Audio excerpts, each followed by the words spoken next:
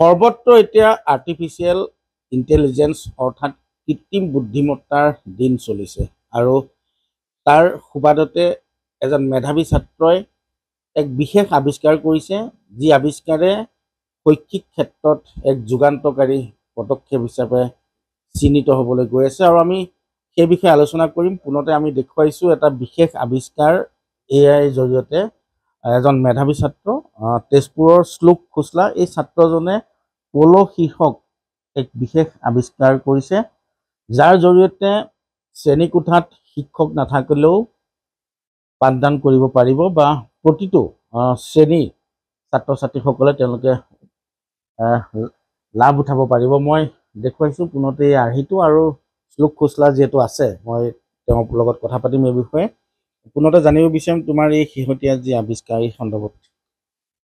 তো মই পল' বনাইছিলোঁ। মই আজিৰ পৰা 6 মাহমান আগতে কামবিলাক ষ্টাৰ্ট কৰিছিলোঁ। মই এদিন এনেই ভাবিলোঁ, মানে মোৰ এইটো বনোৱা ইণ্টেনশ্যনটো মেইনলি এডুকেশ্যন ছেক্টৰ নাছিলে।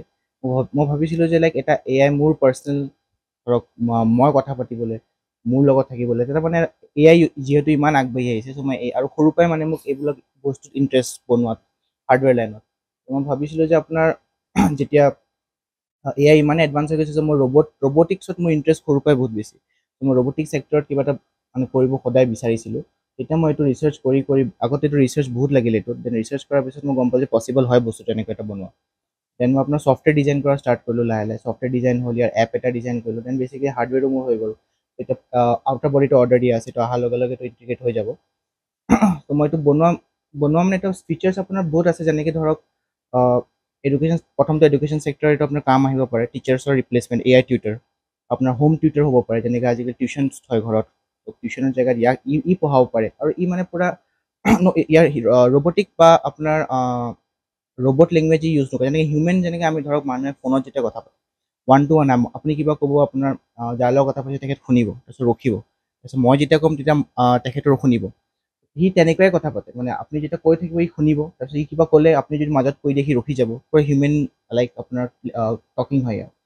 আৰু আপোনাৰ চিকিউৰিটি ফিচাৰ্ছৰ কাৰণে ইউজ কৰিব পাৰে। ধৰক আপুনি ঘৰ এৰি গৈছে, আপুনি ঘৰৰ বাৰ যদি ইয়াত থৈ দিয়ে, কেমেৰা থৈ দিয়ে, আপুনি লাইভ CCTV টাইপ ফুটেজো পাই থাকিব। প্লাছ আপোনাৰ ইটো আপোনাৰ আপুনি যিমানো কমপ্লেক্স প্ৰব্লেমছ দি দিয়ক, মেথছ হওক বা আপোনাৰ কিবা আপুনি পাৰা নাই, কিবা বুজিব পৰা নাই, কেনেকৈ হ'ল, ই আপোনাক উইদিন মিনিটছ বুজাই দিব পাৰিব। যেনেকুৱা কুৱেশ্যন বিশেষকৈ তুমি যিহেতু ক্লাছৰ কথা এটা কৈছা, সেই ক্ষেত্ৰত কেনেধৰণে সুবিধা আগবঢ়াব?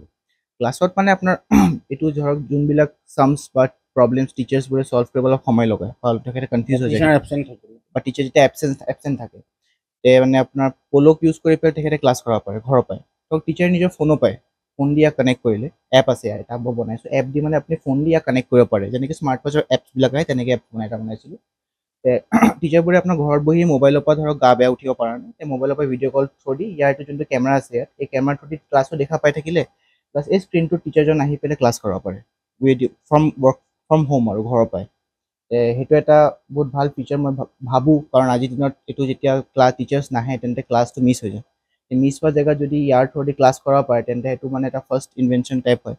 আৰু পল'টো মই এটা বস্তু ক'ব বিচাৰোঁ, এইটো one of its own kind of startup from Assam হয়। এনেকুৱা একো বস্তু আছামতে নাই, কোনো আজিলৈকে মানে বনোৱা নাই। তো সেইটো কাৰণে মই ৰেকগনিশ্যন পাইছিলোঁ, যোনটোৰ কাৰণে মই ইণ্টাৰ্ণশ্বিপটো পোৱা চান্সেছ আৰু অলপ বাঢ়ি গ'ল। তো সেইটোৱে। আপুনি বিচৰা বাতৰি পাব কেৱল নিউজ 18 এপত। নিউজ 18 এপ ডাউনলোড কৰিবলৈ স্কেন কৰক এই QR কোড। গুগল প্লে ষ্টৰতো পাব এই নিউজ 18 এপ।